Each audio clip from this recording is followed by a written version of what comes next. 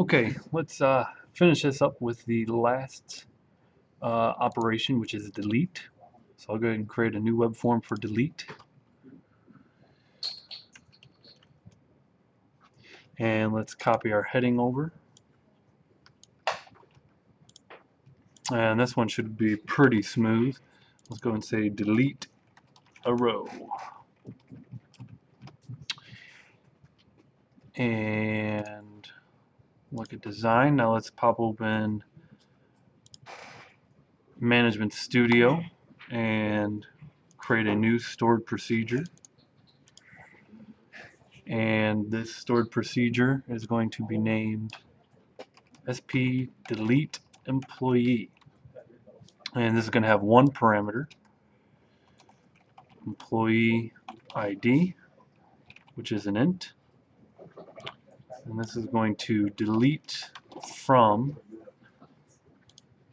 let's select our database,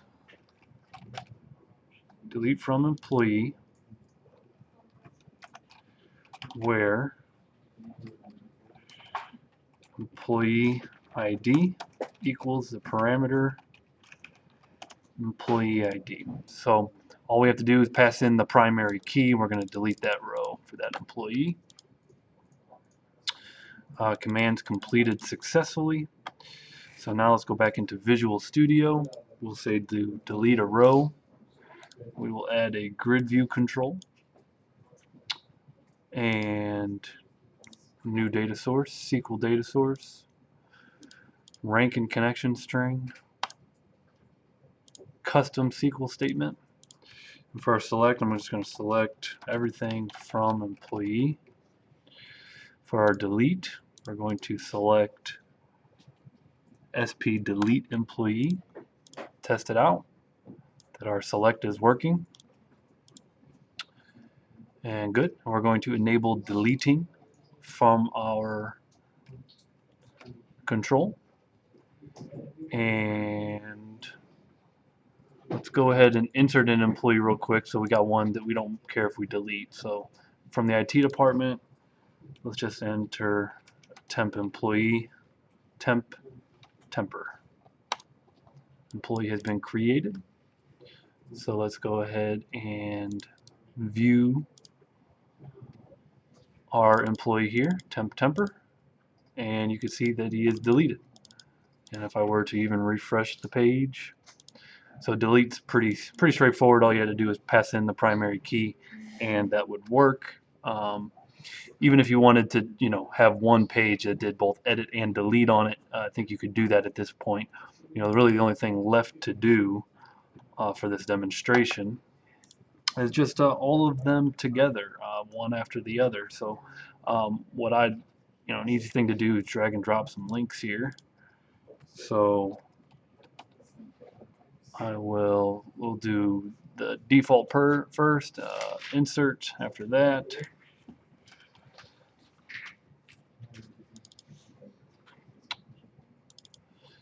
And then we will update and delete. So I'll make some links on here. We'll rename this to read, insert,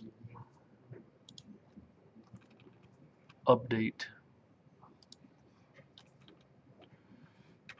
delete.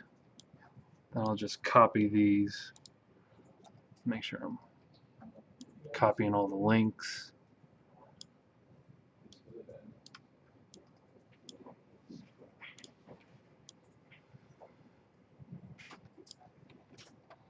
Let's make sure it works before we paste them into the other pages.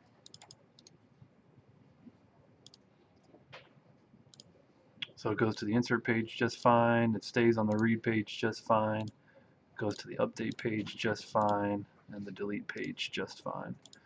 So now we can copy those into the different pages.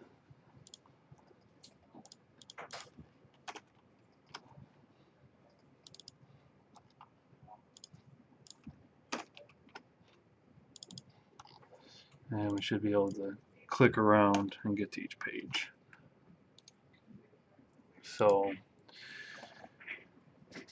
This is the reading page. Obviously it's reading everything just fine. If we want to add a new administrative person, right, that's a department ID of 2, so let's add them to administration. Actually, I didn't see who's all in there already. Okay, so I'm going to add administration. Add Dan Kenya. Employee's been created. If I go back to reading, look at administration, there's Dan. If we want to update Dan, we can update his department to department 3. Now he's in 3. Let's say we don't want him in 3. Let's say we want him back in automotive, which should be 4. And let's say we had a typo in his last name. There we go. Read automotive. There's Dan Kenya. And let's say we don't want Bill Nye anymore in our database.